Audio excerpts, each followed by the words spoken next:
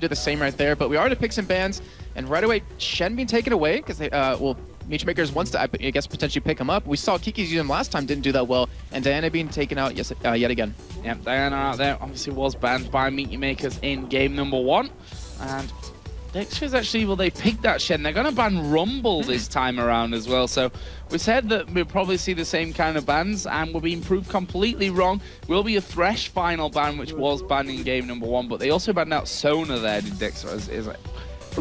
Dexter is actually, well, let's try that one again. And the bans here, Diana, Zed for Meechmakers. This is going to leave a Twisted Fate open for play. That's what I was thinking about, because if you leave Twisted Fate open, Dexter's actually will most likely pick it up, but that will pretty much give you like 2 people that you want to pick. Or like, not. It'll give you that that Zyra if Lipic wants to go for it. It looks like Dexter's actually Evil wants to try Zac for themselves. I'm not really sure where it's going to go yet. I mean, we've seen it in the jungle, like I said before. We've seen it top, we've seen it middle, and time will only tell. And that's one thing that Dexter's actually Evil has in their favor. Like, they play a lot of Elise as well, so you can put them in the top and you can put them in the jungle, and you never fully know until all the picks are locked in. And of course, Twisted Fate was banned out by MWN themselves, which I didn't really expect to happen, to be honest with you, but that's what they've gone for, and it will be an Elise here, looking like along with Zyra. So Livic saying, I really want that Zyra. They banned out Sona, they banned out Thresh the last game, they took that Zyra away from me, but now I'm going to show them how a man plays Zyra. Indeed. And, you know, looking at the Elise Zac combo, if they do actually lane together, or against each other, we saw this matchup already with EG and Fnatic, where Soaz was on the Elise, and we saw Wicked on the Zac, and Soaz actually won that lane quite heavily. Unfortunately, Fnatic didn't win that game in the end, but we do see the Nautilus locked in over for Dexter's actually Evil, which we saw Makati on last game. Looks like we're having like reverse picks here, where the team's taking the other team's picks from game number 1. But the Forest does get locked in. Yeah, including Ari going to be locked in there as well for Charu. He's going to take that one here in his 3rd pick. What will Michael add into this one? AD carry. Or will they leave that whole top thing, you know, guessing? Will it be Elise top? Will it be Elise in the jungle, maybe? They are going to be going for the AD carry. Looks like it's going to be Caitlyn Zyra combo. Okay, so I'm looking at that, and it's, I mean, it's not an amazing lane because you're not really going to get any kills. If you're in a Zyra, you want someone a little bit more aggressive, so maybe Misfortune or something like that, maybe an Ezreal, but it looks like that might, if they do lock that in, just kind of be a farm lane for them in the end, as it looks like Michael is doing his mastery, so it looks like he will stick with this Caitlyn. It's a very interesting lane to see. I mean, the range is really, oh, and as I said, he switches to Twitch. I was going to say, like, pairing a Caitlyn with a Zyra, it's contradicting itself. It's not really worth it in the end, but with a Twitch, it's going to be worth it. Well, that Twitch is going to be in there. What a Dexter is actually Evil going to go for. Looks like it could be a Sona to support that Varus. And, you know, that kind of fits in there as well, you know, the whole chain of corruption with the crescendo in, you know, either one first or second. And then added in here with Lux as well. So we could have, you know, a lot of control there and a lot of burst damage coming straight out from that. Yeah, and burst damage, to look at the team comp that Meechmakers has already. I mean, they're relatively squishy. Like, Zyra is extremely squishy. You have to build some sort of magic resist with Ari to keep her alive. Like, if you land one light bind and you follow that up with your entire team, like, that person's gonna die. And if you can pull that off, you have an instant 5v4, and it doesn't matter what comp Meechmakers will have in the end if you have that situation. So, it was the Lux and Sona all picked in, and what a Meechmaker's gonna end with here. They've got maybe a Moo. I don't know, because like they have the Zyra ultimate, so you want someone to really hold it down to allow that Zyra ultimate to knock up. Maokai wouldn't be too bad. I mean, you can lock someone down. You have the reduction to the AoE damage. Can actually work out quite well. Well, it will be Makata picking up Maokai here. That's gonna be fun to say. Makata, yeah. And one thing that we didn't really mention here that, you know, we used to harp on quite a lot of things is the whole brotherly love in the Meechmakers team, because we do have Makata and Makla, who are both brothers. Yes, obviously they're both brothers, because if one of them was just a brother, that'd be slightly weird. And they are brothers, is my point that I'm trying to make from that one, which, you know, can always help in terms of team synergy. You probably don't know, you know, anyone better than your brother, to be honest. And it's also quite interesting to see just like how they interact with each other, like at home. Because if I'm not mistaken, they don't really have a gaming house at this point. But just to see them interact with each other, like if my brother and I were playing this game and I knew he made a mistake, cost us a game, I would mess with them. I would like punch them throughout the day. I would really do things to let out that stress. But you know, they've been doing this for so long. They've been together for at least a year and a half, if I'm not mistaken, as the same roster, and they've always been working with that. I think they've been, yeah, since I think WCG 2011 was the last event for Kikis. Won't spot that ward right there, unfortunately for him. That was going to be disappearing, but and that's the pressure. Like if you go into if you just like push the lane, go into a bush, it forces the enemy team and all lanes to really play a little passive because you don't know where Ari is. You could teleport it in on you. You could go for a gank because he is, or she is one of those very mobile champions as we talked about in the first game. And it's a good job by Charu just to know the mechanics, just to know the pressure that you can apply by not being seen on the map. That top lane, it's been relatively quiet up there. There's a charm landing actually on towards Moops. And a little bit slow to get the shield out there in the end. Actually, the damage is already done. But, you know, he got a shield up afterwards, so I suppose that's something to add in there. Bottom lane, we did see Twitch start to back off a little bit. Got that Vamp Scepter in now to the single Doran's Blade. Fusharp, same, but with an extra Doran's Blade. He's getting very close to that level 6 point, though. Makler's actually ahead of him in terms of that. That's when they want to fight. Like, they have a cleanse on a Twitch, but they have like a double stun. They have the crescendo, they have that chain of corruption. They can easily get a kill on a Libic if they land it, and that is a very squishy target for them to land it. It's key for them. Oh, there's Kikis. Gonna go back in on towards Kuban here, and he's gonna let's bounce on towards him. Is he gonna have the damage here? He's now in trouble himself. Ignite burning, and this could be very, very dangerous. Is anyone gonna make a false move? Is anyone gonna go extremely ballsy and go in for a kill from this one? Obviously, Kikis does have a flash, as does Kuban.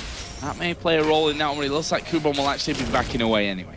Yeah, that's a really like tense moment for them because they know if like they pick up a kill, they can start to snowball their lane a little bit here. But instead, they're both just gonna back away, and we will see Kuban miss a little bit of CS there in the top lane. But you know, having that gold dispense is gonna help out quite a bit. We see a ward picks up 3 health pots over for Kuban, and I'm curious to see what Kikis goes for. See that here in just a second. Giant spell added in there. That rejuve speed, plus the boots, a ward, and a pot as well coming down. Here we see the first blue buff starting to be gifted over towards those mid laners. Smite just being used there by Mikata to help out. I don't know if this was intentional, but if it was, it's a very smart play of Dexter's actually evil. So we saw that the blue buff was taken very late on Mikata, like very, very late compared to Dexter, who took it as a second buff. And they might have left it up. Like, they might have not taken it over for Moops because they wanted to have the blue buff when Charu had it just to make it so they can go head-to-head and stay even. And that, if it was intentional, that was a very smart play on their part. Certainly so, as we see Charu there. Pop his W, throws the charm towards the back onto Moops, but not quite landing in there. And there we go, Binding comes down. But not got a Chalice. Which, you know, is laser, and if he gets a full combo off, he's still going to hurt, but he's not going to burst him from 100 to 0. Right, yeah, and actually we've seen both Ari so far, so Moves last game and Charu this game, they leveled up their Orb Deception first. We've been seeing Xpeke and a lot of mid players leveling up their Foxfire first to get that head-on-head damage because they want to duel each other, but it looks like these teams just want to farm away. Like, they don't want to go for some really heavy engages, they just want to farm it, wait till they get to some team fights. I think it could be the right decision as well, you know, in the lane against the Lux, who's naturally going to be stood further away. Going around to maybe back that one up as well could really do with the help of a second person in this bottom lane, although Meteor Makers are now backing away. Will they go towards Dragon? They don't have a pink ward. Yeah, they don't have a pink ward, and Maokai had just started to recall there right on the corner, and that tells me that they've already said, no, we can't do that right now without the vision. Yeah, it'd be very iffy to do, especially without a pink ward when they don't have the ultimates up. It's always a possibility. I mean, we saw Meteor Makers just how amazing they did at Dragon Control last game, and getting an early start would help out a little bit, but looks like they just want to play a little bit safe here because they know that they're very close. If they win this best of 3, like, they're just one step closer to getting into the LCS. And we see Moops is going to be going in towards that Athene's Unholy Grail, which we've been seeing less and less of actually with the Lux players in particular. It's going over to the Morella Nomicon actually as your main kind of source of items because it gives you the cooldown reduction, it gives you mana regen. But the also key is it reduces healing effects when you're below 50% life when you get hit with a spell. So with teams that have, you know, lifesteal and AD carries, or even, you know, Ari who has that lifesteal from her passive, it can really do a lot of damage to them and really shut them down. Let's see.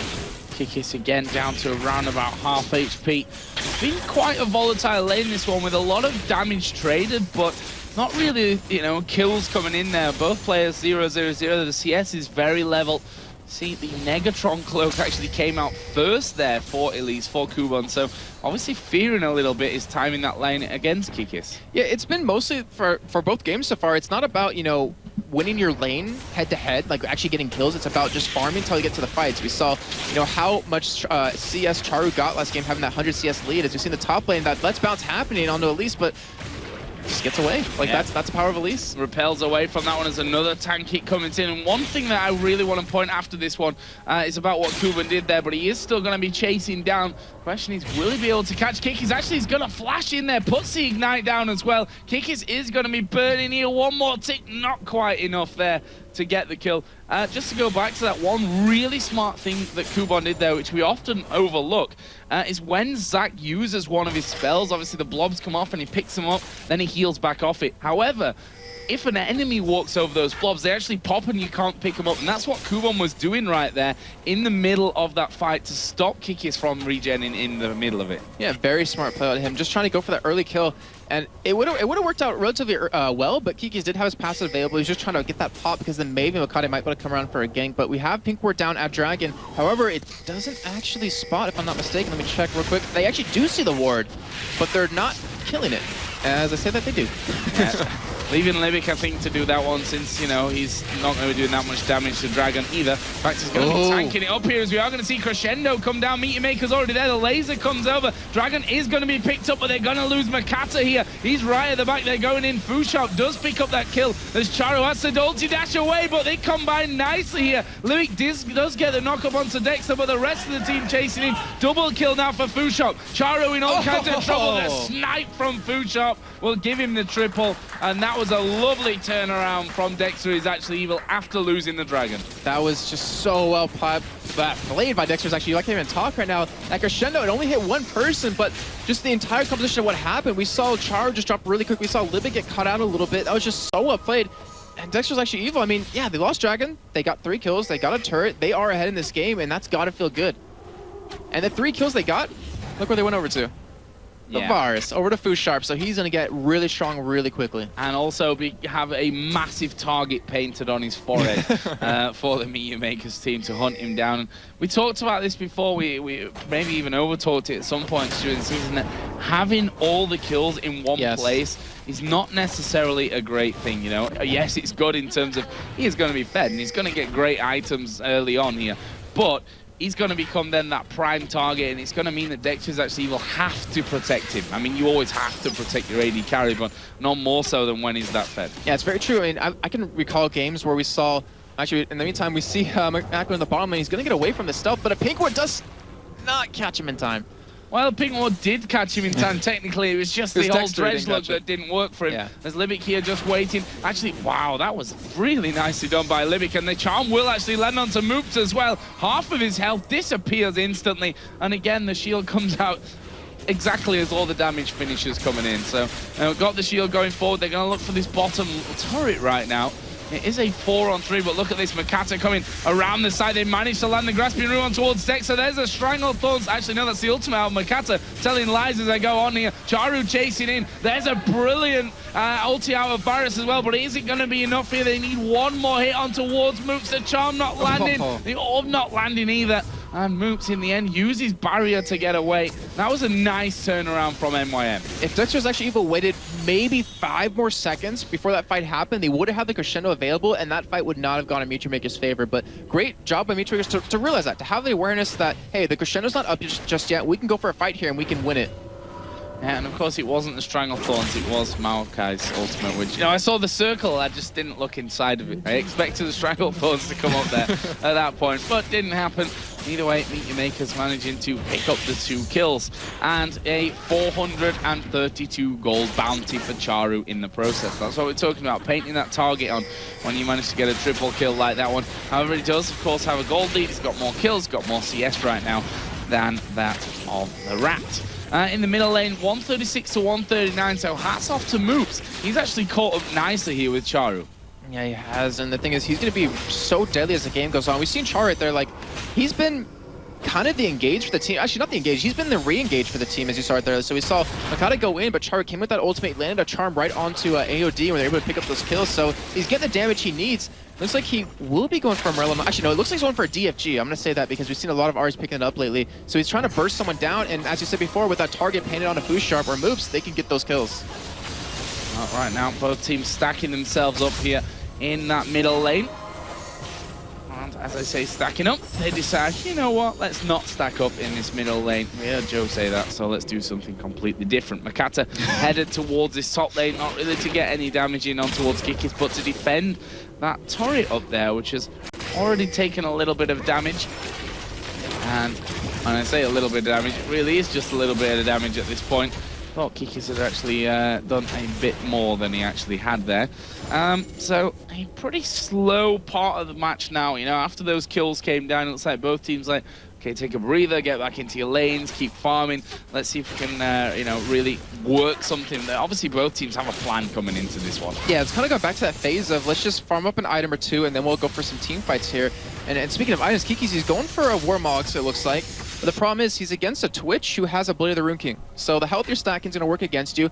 Luckily for them, they have Fusharp, though, who's a Varus who does percent health damage anyway. So it could be a battle of the percent health here. And I was a little bit surprised to not see Fusharp pick up a Blade of the Rune King because, you know, in LCS we've seen Blade of the Rune King Infinity Edge. Like, that's the build you go on Varus, then maybe a little bit tanky right behind that. But I'm curious to see how well it's going to work out for him. I see Pink Ward instantly going down as Kuban and Kikis again going head-to-head in this top lane.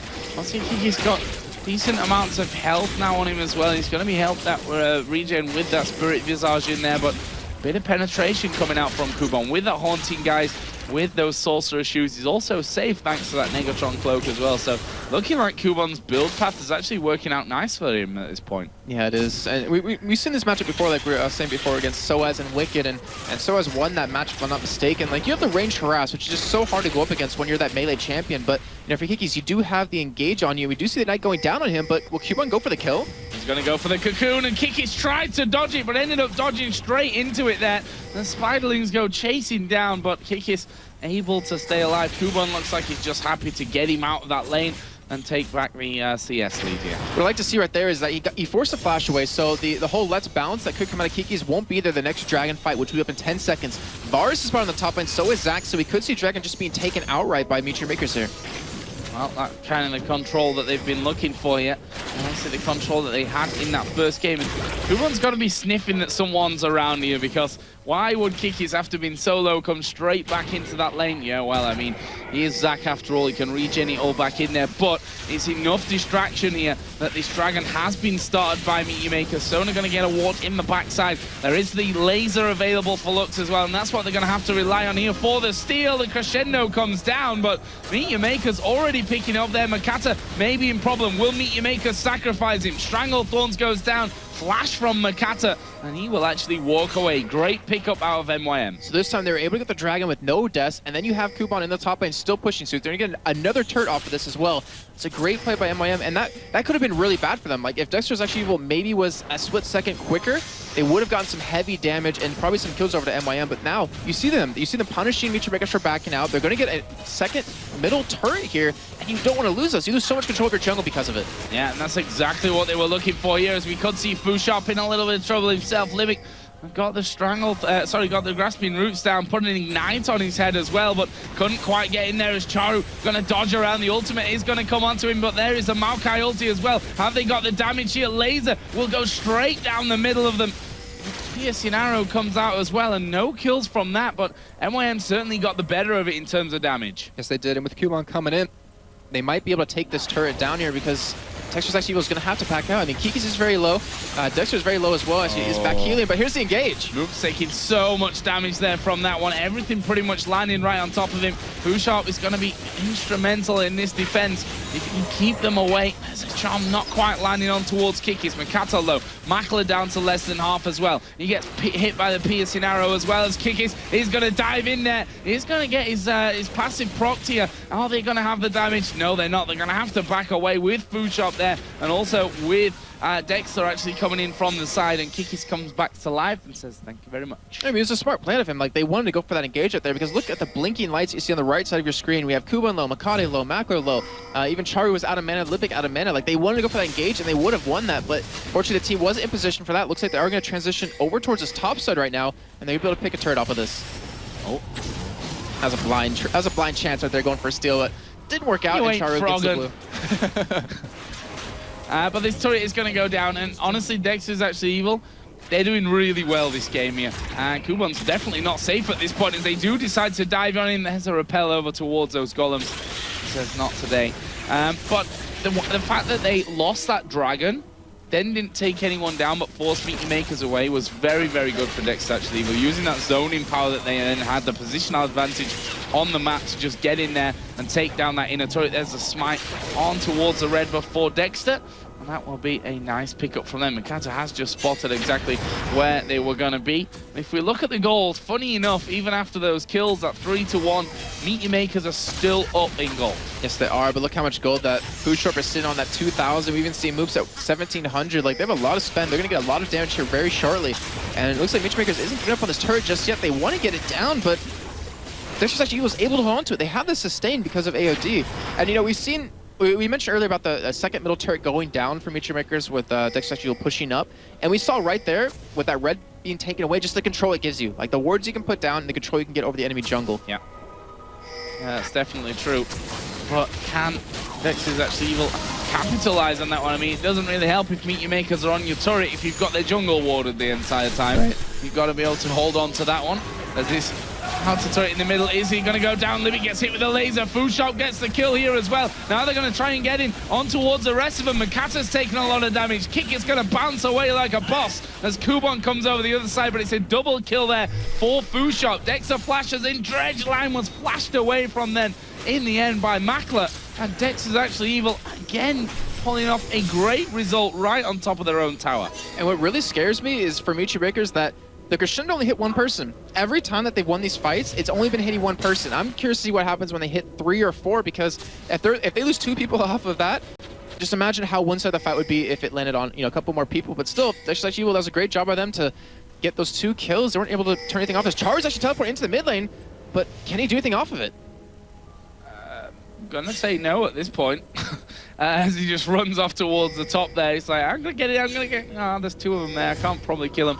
And the interesting thing is when they did a lot of damage to Kikis right at the start there underneath the tower, which, now look at the items. He's not the person that you want to be wasting quite a lot of abilities on at the start of things. And I mean, his Spirit Visage, just the way that Zac works, he pops a couple of abilities in there and he heals it all back up instantly. But Meteor Makers are going to be going in for this turret, but they may just lose men here once again. Makata actually going very low. The Stranglethorn's helping things out, but now it's Makla that's caught, and there's a laser from Moops. Gets one. Can they get any more? Kick is coming over the top. Makata still trying to run away. Great grasping Roots. AOD though, max range there will pick up Makata, and now they're going to chase down towards Kubon, who of course can repel away, but you can't usually get away from a Zac who's going to bounce on top of Kubon. But do they have the damage here? Kubon is constantly running. If he turn around and did damage here on towards Kikis, that might be a different story, as Zac going to jump over once again, gets the slowdown, and eventually Kikis picks up the kill.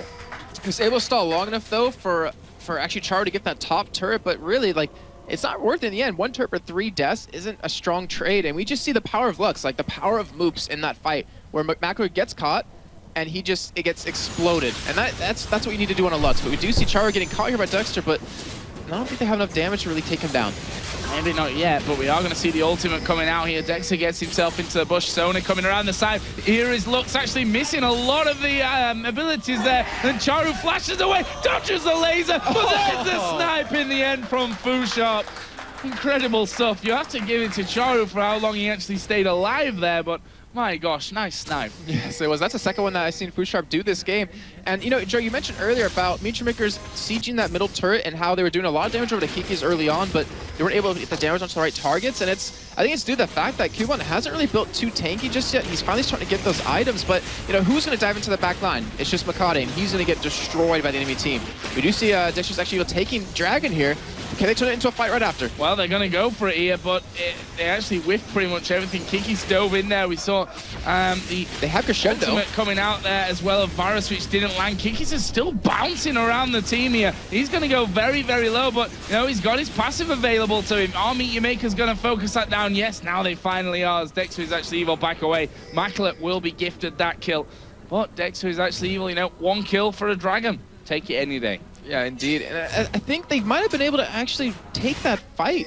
Sona had Crescendo available. AOD could have used it, got a nice one landed, but like you're saying before, like, you know, take that Dragon, take the 1 death, and just back away. There's no point in losing a couple of other members because you're getting a little too cocky right now. And the game is very close still. I mean, it's 9-4 in kills, but the gold difference is not even 1,000 at this point. Oh, Foodshop in trouble here. Oh, but they've missed everything. They managed to get the slow there. Is the twisted advance. The ulti coming out, but here's a laser from the side. Makla goes low. There's a kill for Moops. Are they going to chase through here? Varus finally goes down to the support. Moops gets locked up there. by those grasping roots. Can they keep chasing through? Here comes Charo, full combo onto Moops. You're not going any further from there, Sunshine. He goes down. Brilliant kill from Charu. And a nice turnaround, but still, you know, a 2-for-1 in the end, and they got the shutdown on Food Shot, which was 430 gold for the support player, which, you know, in the state that we have now with both of those middle turrets down, and the play for positioning and vision, that's going to help out a lot for Meteor Makers. Yes, it will, and we'll see how Lippic's able to use that to his advantage. And you know, we have to give credit to Mikado right there because we saw the ultimate come out of Lippic, you know, the Stranglethorns, but we saw the cleanse off of Food Sharp to get out of the Twisted Advance out of Maokai. So he did an Arcane Smash, actually keep him inside of it, able to knock him up and get that kill, but it looks like they were trying to get the kill over to Mackler, but with Lux coming in, they were able to kill him before that could happen. So the Oracle on AOD to clear things out. Do have that with Libic as well, as you'd expect. That kill, that shutdown, give him a free Oracle, basically. Yeah. Which is always good if you're a Meteor Makers fan. Or a Meteor Makers player, more to the point. As he clears out there on that top side. So on the wards on the top side of Baron available here, as we are seeing that blue buff given over towards Moops again. He's 217, slowly but surely fell behind a little bit here once again of Charu.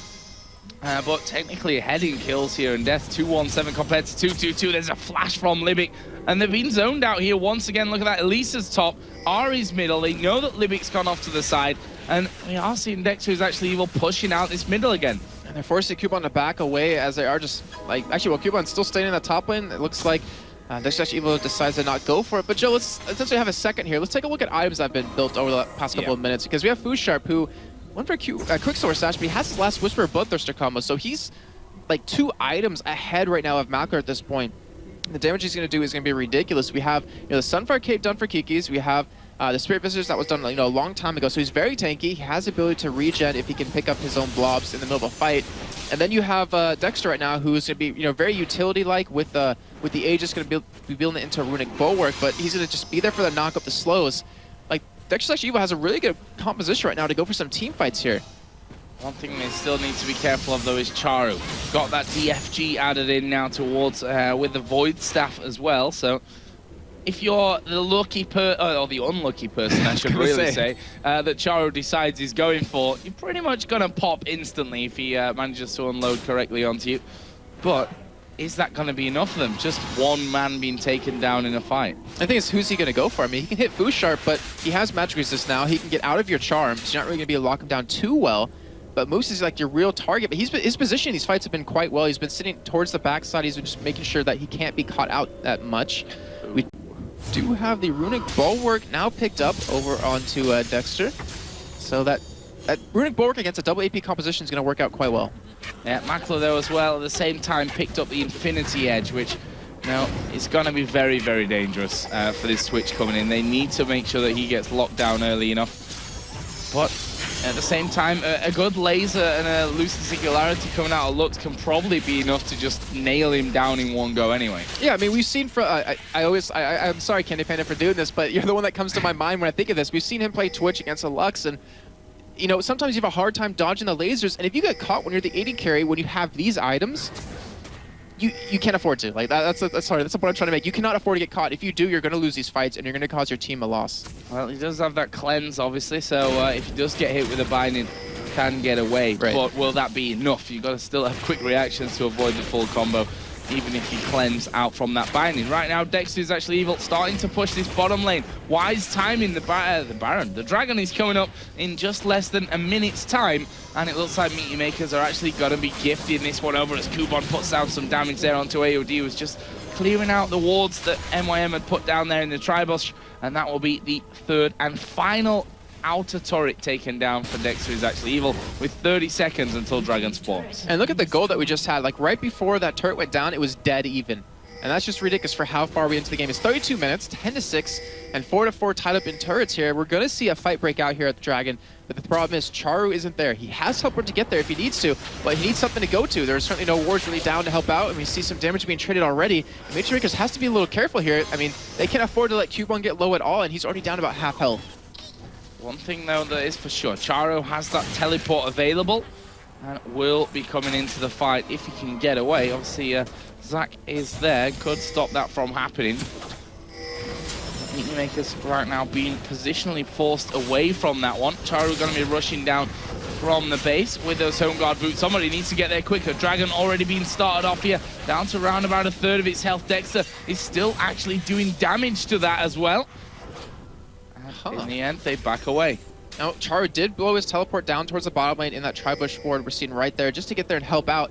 The thing was, like, what Dexter's Actually Evil was doing right there was just so perfectly well played, because they caught Mutual Makers in a choke point, and when you're in a choke point against a Sona, a Varus, a Lux, a Nautilus, and a Zac, like, you're not going to escape that quite well. We do see Mutual Makers picking up Dragon, but, you know, Dexter's Actually Evil looks like they might try to go for engage, and they could have maybe even pushed the inhibitor turret right there. Yeah, I think they've made the wrong call there.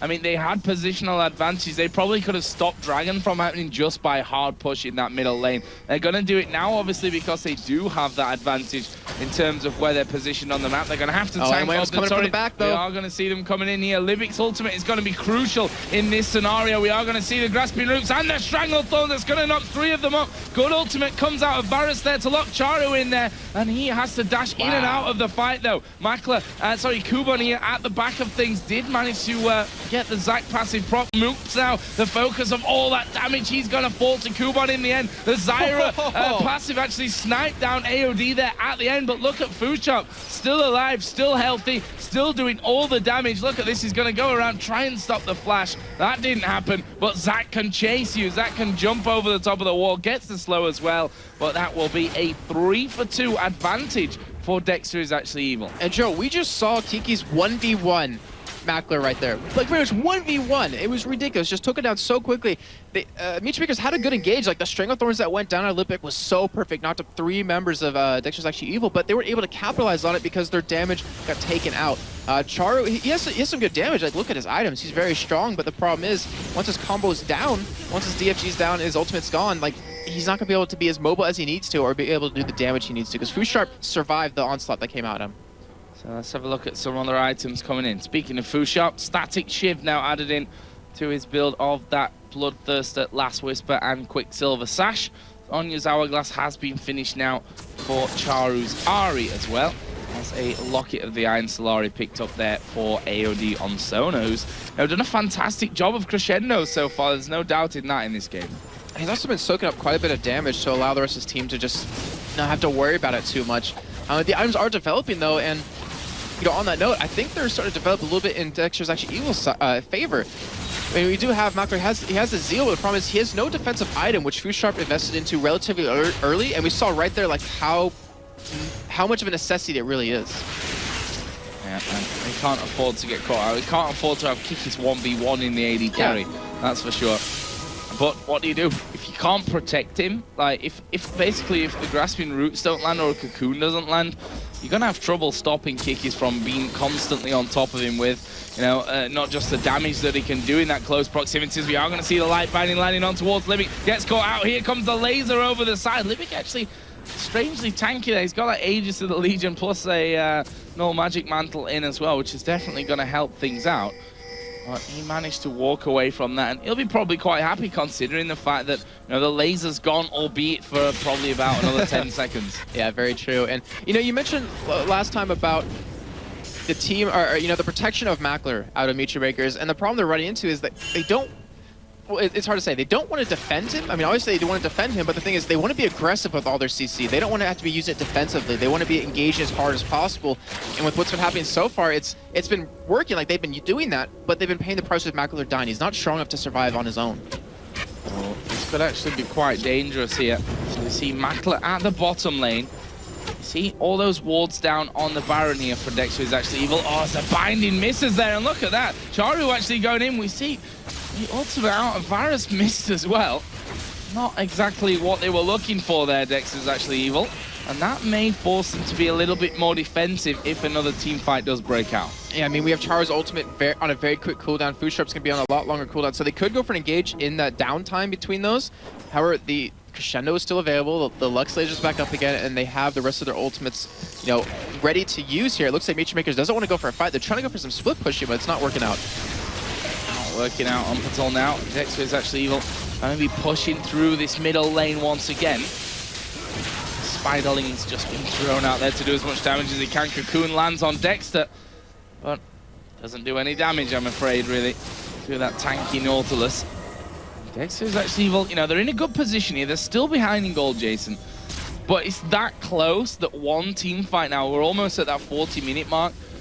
One team fight that happens because of nerves or a bad flash or a bad ulti here and there can cost them the game. Yeah, we saw last game just how one fight can win you the game. I mean, we saw Makers win that engagement on the bottom inhibitor turret, then they just won because there's such a long respawn timer here. But you can tell, I mean, you're definitely right. Like, the nerves are really setting in because both teams are playing very defensive. They're being very hesitant to go for any sort of engage, except Charu, who's always happy to use that ultimate and go in somewhat. He's not scared. I think it's all in his hair. His nerves got are stored hair. in his hair. He's definitely not scared of getting involved in this one. We've seen him from time and time again. Dexter's actually evil, starting to move up through their jungle. Funny enough, they don't really have that many wards down right now. We see Libic there with the Oracle on, has nicely cleared away. AOD, did he have an Oracle? Yes, he does. So he's going to actually go out there, clear out that Baron pit as well. And that will force Libic's reaction. But we do have the rest of Makers waiting towards Dragon. Looks like they're a little bit early though, 30 seconds. They're trying to take it right when it spawned, just get a little bit of extra gold. But, you know, with Charu, look at how far ahead he is in CS again. I mean, we saw in the first game he had almost 100 CS lead at that point, but he's keeping up and surpassing Moops in CS. But in terms of how the fights are going to play out, like, Moops has more utility. He has the stuns, he has, or the snares, he has the damage off the Z. He also has a shield, which is really key. I mean, it can save you from so much damage. And then the ultimate, that laser that can just destroy a team. It can hit so many people. Oh, Meet Your Makers need to be really fast about this one, and well, it doesn't really last long, does it? That's for sure. MYM with 3 men there on towards the Dragon. They're going to catch Libic out, though. Can they defend him here in time? Libic does have flash, will flash away, but here comes Zac from the side. The slow comes down. Libic does manage to land another grasping root, a cocoon from the side. Well, the ignite is enough there from Kikis to tick away for the kill. And there goes another Oracle out of Libic. He doesn't have any GP10, but he does have enough gold. Well, not anymore as he picks up the Runic Bulwark, but he didn't have gold for that Oracles, and that's such a huge thing to lose because we've been talking about, map control in terms of, Makers losing their second middle turret, and Dexter's actually able to take advantage of that, and when you can't control your own jungle, you're going to get these engagements that you don't want to fight. It looks like Dexter's actually able is going to try to push this turret here. They have a minion wave coming. They have all 5 members here. They could potentially take it. Couple of turret hits landing on towards Dexter there, but they've got more men, and to be honest, just a poke that comes out of Lux when you've got that much AP as well is going to be very deadly, as that turret will eventually fall. The shield doing good work there for Dexter, who's actually evil, and they pick up another turret now, 5-4. If we look at the goal, there's a 300, let's call it 250 difference right now between these two teams after 40 minutes. So close. Yes, it is. I mean, it's only because of that Dragon that Makers has that gold advantage at this point. But still stealing with that blue buff, that's a really key, buff that Charu needs. Like, he needs that cooldown reduction. Like, it goes a little bit underestimated sometimes on an RA, but the cooldown reduction you get, the mana regen, pair that in with the DFG, it just gives you so quick cooldowns that you can really put out more damage in these fights. But it's just actually evil. Like, they have the potential to go for that Baron. The problem is they don't want to get engaged upon in that Baron pit where that Zyra ultimate is just going to shut you down. You can be lined up for a spray and pray, not to mention the Maokai ultimate, which can really do a lot of work. Yeah, definitely doing a lot of work. That's the team. Dexter's actually evil have got as MYM going for an invade. They say, you steal our blue buff. We're going to steal yours as well, as we are going to see now Makata going in towards the moves, getting caught out here. Will go down in the end, but look at Fushop. There is a brilliant Zhonya's. The timing on that one was absolutely impeccable. Sends the ultimate of Varus completely whiffed. Won't then lock down. There's the charm not quite connecting, but Dexter is running away from this one. Is he going to be able to escape? He flashes over the wall, and Dexter is actually alive. That was a smart play out of Dexter, actually evil right there to escape. Because Dexter, like, if he stays alive, he's that threat when they try to go for Baron. Looks like they don't have control or any ward coverage to really spot it. And we saw right there, just like the whole control you have over the map can really cause problems for you. See Fushop getting caught, but does escape. But MYM was able to catch Dexter's actually evil in their own jungle, and were able to blow moves up. Yeah, and that Baron. And that's what I'm talking about, one little thing like that, they brought it so close here. Dexter is actually evil. They'd got wards around the Baron side and, out of that one, but they didn't quite manage to ward their own jungler, which you sometimes forget, when it's this close, you're like, we don't need to ward our own jungle. You never expect them to just run in there at your blue buff and catch you. You really never do. Really great reactionary play out of Meet Your Makers. They got that blue buff on towards Charu. They got the Baron. And that sets them now 1,700 in the lead. Kikis picking up the Abyssal Scepter, so he's going to be doing more work for Dexter is actually evil. But it still comes down to a fight. Now, obviously with the Baron buff on, Dexter is actually evil are going to have to play more defensive for these next minutes. Yes, they do. And, I mean, you mentioned the Abyssal Scepter picked up on a Kiki's, but he's already been able to 1v1 Mackler. But this should make it... it's a hard trade-off, because you look at it like that. You picked up that item, but we see Mackler picked up a Last Whisper. So Kiki's might still have that potential to 1v1 Mackler, who hasn't picked up that defensive item just yet. But with how well Charu's been playing right now, like in terms of catching people, they have to shut him down first. Yeah, look at his CS. It's approaching 100 again here. 369 to 289. Zonya's DFG Void Staff, needlessly large rod, which will, as I'm talking about it, be turned into a Rabadon's Death Cap. Compare that over with the Athene's, Rabadon's, and Void Staff. Now that Ari's blowing you up a lot quicker. You know, you could probably agree with me on this, that Michi Makers is kind of a little bit like Evil Geniuses in terms of how they kind of work their team, where they want to get Charu fed, they give him all the farm because they want him to carry the team, as well as Mackler. Like Cubon, he takes a hit for the team by not getting too much farm, not getting too many items completed, but he just gets that tanky force that they need to protect the rest of their team. Well, I think it's, you know, the style that League of Legends works best in, you know, you get your carries fed. It's really that simple, and you know, they're doing a good job of it right now, although you'd argue that Fusharp's in a much better position to carry than Mackler currently is.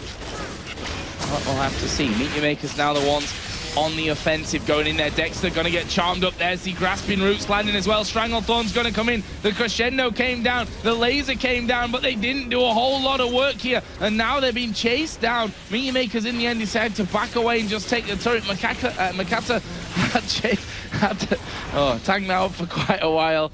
Off you go, Jason. Yeah, he did, and that's the power of that one fight, just what we're referring back to. One fight can turn the game for you. We did have Michi Maker trying to get this inhibitor turret. They should be able to lock it down. Makata getting very low, though. Getting very low. Will he drop here? He's actually being ignited and will be finished off there by Kikis. But that turret still isn't going to be safe here. Kikis is going to get shut down in the end there by Elise. We saw the laser coming over. Mackler went very low. Now they're trying to chase away as the DFG use there from Charu onto AOD. There's the binding coming onto Kubon as well. He's going to be focused by Fusharp, but they're not really in the position to keep chasing out towards them. Nonetheless, they've managed to hold on to that all-important inhibitor turret. Yes, they did. It just seemed like Michi Maker just got a little bit cocky right there, trying to go for that, because, I mean, it was a good idea in the end. They wanted to lock it down, but at what cost? I mean, they traded 2 for 2 right there, but the important thing, just like I said, Dexter's actually will head onto the inhibitor turret. We lost a Baron buff on some key members of Michi Makers. And Mackler, you saw it there, like the Lux Laser hurts him so bad, and he barely escaped with his life. Yeah, but barely being probably the key word for it, you know, not dead. Barely's not dead. Yeah, not dead. Did use his cleanse to really escape that in the end, though. That dragon is gone. Dexter is actually evil. Going to be charging out of their base, looking for a bit of that, but too late, my friends. That one has already gone. And it's now all of a sudden, you know, in the last 5 minutes, we were talking about, look, we're just about 30, 40 seconds away from 40 minutes. In the last 5 minutes, Gold has gone 5,000 swing there towards Meet Your Makers. Yeah, obviously, obviously towards the end of the game, it doesn't matter too much when it's this late in, but still, that just shows like how powerful the swings can be. As Char looks like he will spot Dexter, but we do see engage coming out of Makata. Yeah, Makata comes out the other side. Fusharp going to get hit with a DFG, but look at Charu. He has to use a blast of that ultimate to get him away. The laser will snipe him off there right at the back. Makata surely not going to survive here. He flashes, but it's too late anyway. 2 kills coming out now as Kikis goes diving off towards Mackler and towards Libby. Can they get in? A good cocoon did lock down Sona there, and Dexter's actually evil surely now going to go straight up the middle. You have to give Move so much credit on that one. He waited for the charge on Charu to be used just so he could land that ultimate in between the cooldown time here. But with them push this inhibitor turret, they should be able to lock it down. However, Mackler's alive. He has a spray and pray available, but it won't matter. They're going to take it in time. Yep, turret goes down. Surely inhibitor will fall as well. Meet Your Makers wondering what just happened. They took Baron, they were pressuring the inhibitor side at the bottom, and now they've lost that inhibitor of their own in the middle lane.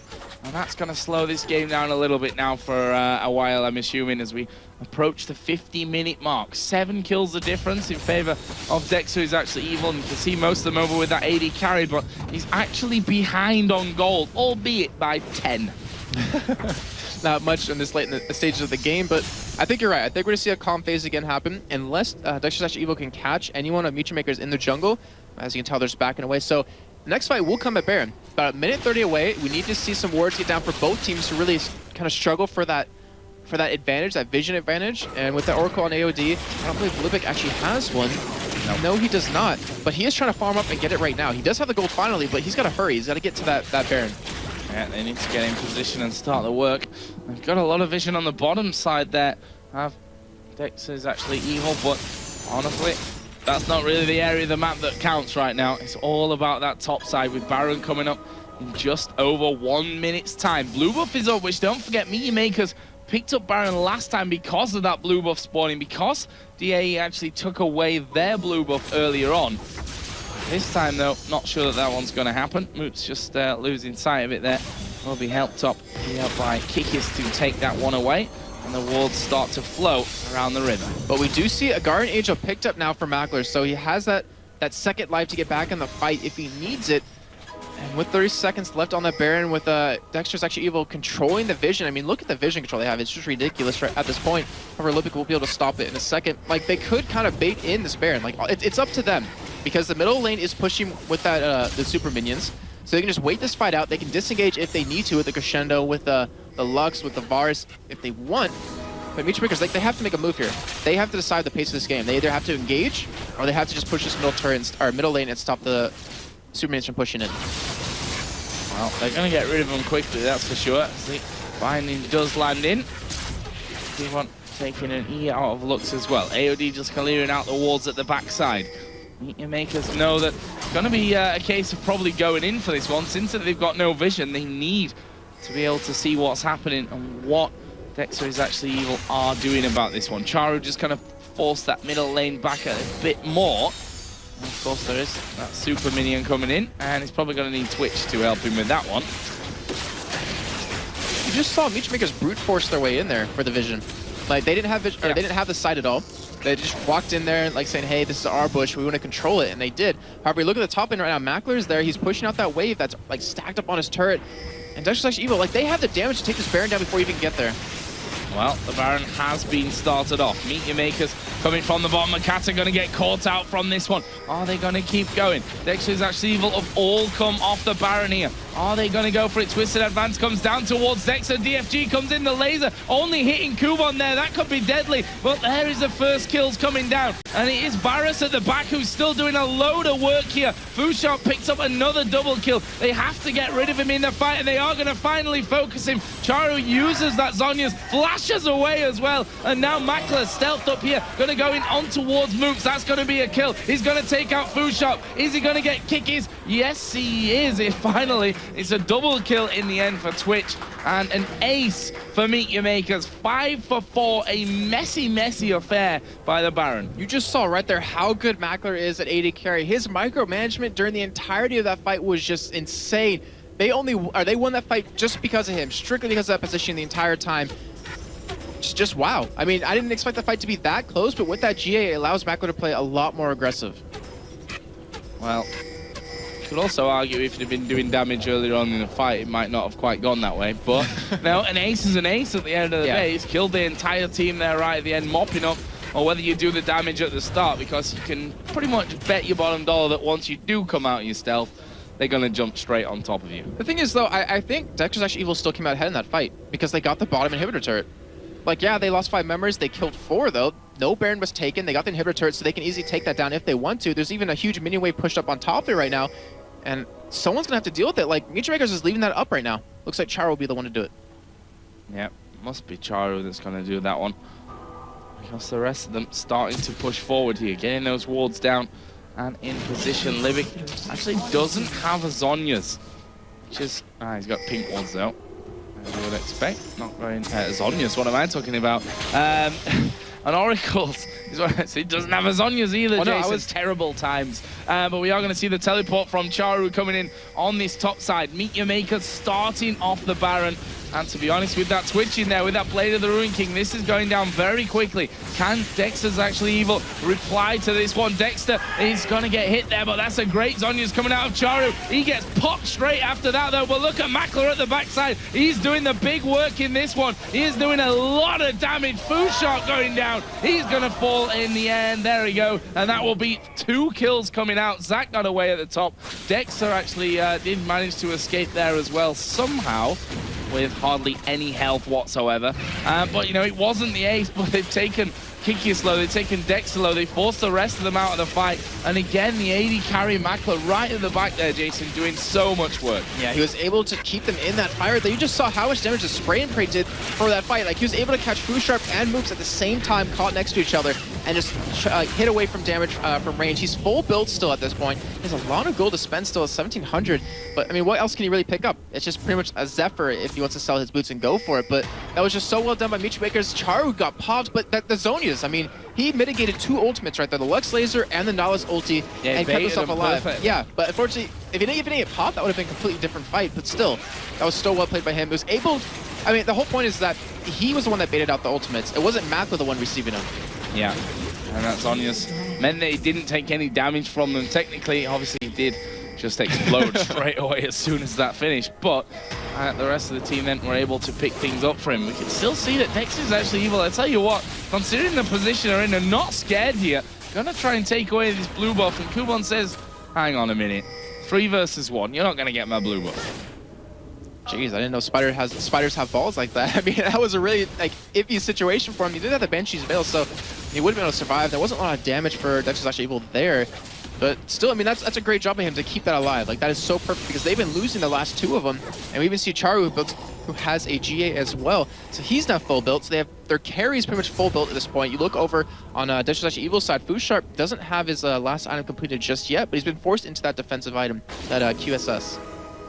Yeah, that QSS, which may or may not prove useful later on. I mean, he's got the cleanse in there, he's going to have the QSS, so he's got 2 options to escape, but, you know, it doesn't stop you taking any damage at the same time. And the problem is, like, it doesn't matter, like, which AD carry is more fed at this point, it's all about the range. Like, Twitch has that range on you, so he can be so far away from your front line and just hammer away at you, even while the front line's hitting him.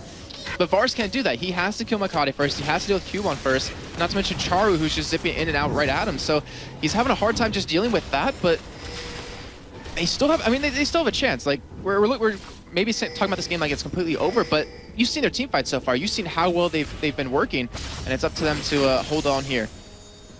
Well, it's not over till the fat lady sings. And I've only just started warming up my voice, Jason, so we're all good. Maybe the turret now going to become the focus for Meteor Makers. Charu off towards the side again, trying to put the damage through over the wall. Kuban, of course, did pick up the Banshee's Veil in that one as well, so he's going to be avoiding, you know, possible snare, possible snipe, maybe even a crescendo if his luckiest there. We'll see. Meteor Makers with that Baron buff on deserve some respect at this stage. The bottom lane is actually starting to push through as well, so they do have the option to really turn onto that side as well. Yeah, they're going to go for that fight right when Storm leaves to deal with it, and that's going to be like a big point. If they can win that fight, if they can take that turret, they're going to win the game, because we're 55 minutes in. Keep that in mind. There's like a 70-second respawn timer on anyone that dies, and there's no way that either team can hold onto their base if they do lose. Yeah, well, Kiki's just going to try and push down that bottom lane, stop it coming in. Top lane's actually got waves coming down as well, so all is not good in the Dexter's actually evil household at this point. They are facing a lot of pressure from Meteor Makers, and of course it's 1-0. They have to win this game. They cannot afford to lose out on this one, as Makata does take a little bit of damage going in. There's a Banshee's Veil back up for Kuban. He gets a couple of hits on towards the tower, but can't afford to get locked up. That's the danger of, you know, tanking the turret at this stage. Yeah, you see Mackler, he's just sitting back extremely far. He doesn't want to get caught at all here. Looks like they will go for the turret, but Makati getting blown up. Wow, never seen a tree being felled that fast. And that was, you know, the power of the laser at this point. That really held things off for Dexter. He's actually evil. In the meantime, Kiki's actually pushed that top lane out as well. And it looks like Dexter is actually evil. are going to go for the inhibitor. Yeah, or not, as they get pinged back. Dexter, obviously Dexter said, come on, let's go for it, and then the ping, like, no. They probably could have too, because no one on Michi, or there's no tank on Michi Makers. Well, there's no like full tank. Obviously, Kuban is built a little bit towards that, but they can just destroy him with that Varus. Like, they have the advantage to go for this if they want to. They can get 2 inhibitors very, very easily, and Mikate's done for still 35 seconds. Varus is hitting for about 1,000 damage per auto attack right now, which is kind of scary numbers, to be honest, if you're anyone on the Meteor Makers team. Let's see how they deal with this threat. Kikis now does have that Guardian Angel in as the Cocoon lands on towards Dexter, but they can't stop this inhibitor going down. That is going to be picked up. The bottom inhibitor, of course, is open for the taking as well. But it looks like Dexter is actually evil, not wanting to go for it. Not going to risk it just yet with Mikata coming back in play. Yeah, that was a really great turnaround by Dexter, actually able to pick that up. I think they could have potentially gotten the second inhibitor at the bot lane, but they're playing it safe because they know if they lose this, they're out. Like, they will not be able to advance in the qualifiers for the summer split. So, I mean, it's still a smart play to realize that, but still, they got to push out their lanes. They're all approaching full item builds at this point, and it just comes down to who has the better team fight. Like, who has prepared better in that. And it's one fight at this point. Yeah. It's just one fight. I mean, we're going to hit 60 minutes, an hour-long play here in Game 2 in just a little while. And you can understand the whole back and forth and the tense play. You know, neither team wanted to make a mistake. Neither team, to be honest, can afford to make a mistake. Especially not Dexter's actually evil, of course, are 1-0 behind in the grand scheme of this best-of-3 game. Scoopon is going to be forced to go up towards that bottom lane, which sounds weird. Up towards the bottom lane, of course, the top side of it there for Meteor Makers to clear that one out. Baron's going to be coming up and again in a minute's time. So guess what, Jason? It's time for wards, it's time for oracles, and we're going to dance around the Baron. We're going to see some tangoing happen here, and the thing is, it's all about who can catch who at this point. You have, like, the lineup, like, you have Lux who can catch someone, you have Son who can catch someone, you have a great team in general out of Dexter's actually able to catch someone, but Meteor Makers, like, they don't want to be caught. They want to be the ones starting the fight, so they're going to have to depend on Libic, depend on Mikate to catch someone off guard, and the last couple of fights they've won, it's all because Dexter's been caught and just blown up. Like, he's not taking up to deal with the team. As long as he doesn't get caught like that and they engage on their own terms, like, Dexter's actually evil can win this fight. Well, 40 seconds, and they're headed completely the opposite direction at this point. It's an interesting decision to send 3 men at this stage with, you know, that Baron coming up so quickly down towards that red buff here. They will get back up towards that Baron area in a second. Midway being pushed out here by Meteor Makers. They've got them super minions again, those pesky super minions to keep pushing back. Great turnout from Dexter, is actually able to pick up that last inhibitor, of course. See, Joe, to me, I'm looking at this right now, I'm thinking, like, how the fights are going to develop, and this is the kind of point in the game where you wonder, was the teleport worth it on Charu? Like, was it worth it for him to take it at this point? Maybe an exhaust, you could shut down Moose damage, you shut down Food Shot for a little bit, like, would that have been better to take, or, you know, overall? I mean, obviously Charu was able to make some plays early on with that teleport, but he's not able to split push really right now, because he has to be there quick enough for the fight. It's just not really useful at this point. Well, we'll see. Maybe he'll teleport to the back. Actually, he's going to go absolutely mega aggressive onto Moops. The shield pretty much puts him back up towards full there as Dexter starts to work his way in. Here comes Kikis as well. Is he going to bounce his way through the laser? He's going to hit Libic. That's going to be a very low Libic, but he's still alive, crucially. And look at Twitch there, in there, doing the damage. Libic will finally fall. Let's Bounce comes down, and Makler, he gets exhaust, but he's still hammering away here on towards AOD. Can they finish off? That's a double kill coming out for Varus. And now they're running. Twitch going to be the focus. Makler is going to die here. His Guardian Angel will save him for the first time around, but not the second time. Triple kill for Varus. And now it is a 5 versus 1. 4-0 in kills that fight for Dexter, who's actually evil. We're going to be going into a third and final game. So those Nexus turrets start to be taken down. This is exactly what we wanted to see here in this best of 3. Going into that third and final matchup to figure out who will go to play Dragonborns in a best of 5. Well played by Dexter's actually evil. And now we're going to figure out, as we hit that last game, who goes through. But, you know, Hugs, it's game 2, guys. You've still got more work to do.